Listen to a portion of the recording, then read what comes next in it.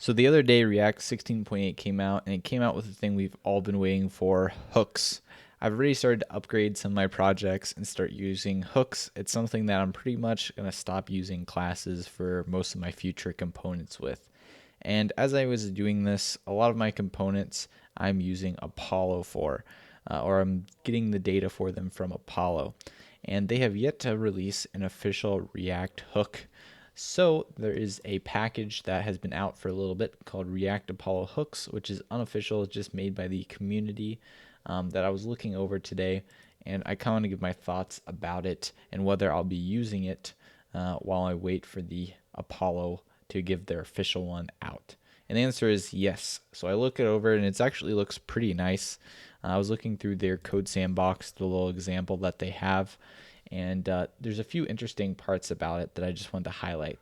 So the first thing is you don't actually have to change how you create your Apollo client, which is pretty nice. You just do it how you would with, for example, Apollo Boost, and then you just import the Apollo provider from React Apollo hooks.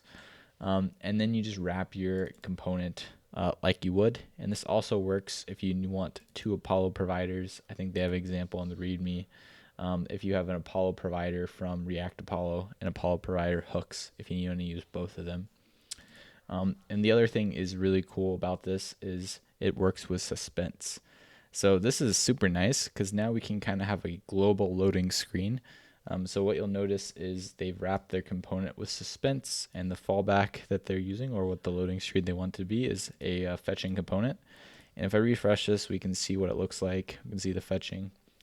And what's super nice about this is if we go to what the code looks like to actually fetch some data or to query, is you'll notice same GraphQL query right up, and now we can do use query from the hooks library, pass in the query that we want, and you'll notice we get the data and the error back, and we don't have to worry about loading.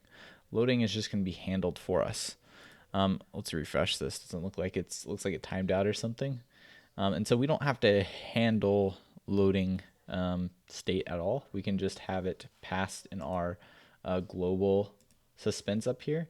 And then if we need to have a different loading state, we can just wrap our component with suspense down low. So that took a little bit. We saw it do that loading icon. And then if I click on an individual dog over here, it's going to have that loading indicator, and it's going to load when I click on that. And so if we go to what the different ones look like, you'll notice they didn't have to do loading for each query anymore. They just can wrap it with suspense. So it's going to be a huge plus, which looks amazing.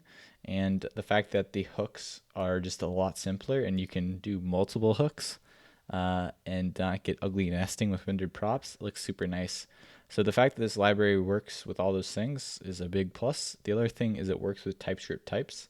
So this is just a JS library, so we can't really do anything, but we can add angle brackets here, and we can add TypeScript types just like we would with a query component with the current React Apollo.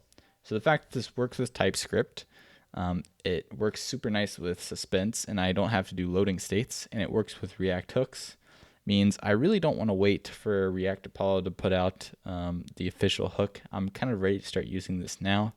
So at least for me, I'm going to start using this stuff for any Apollo things I'm going to be doing in the future, for personal projects and for videos coming up. We'll be using these hooks.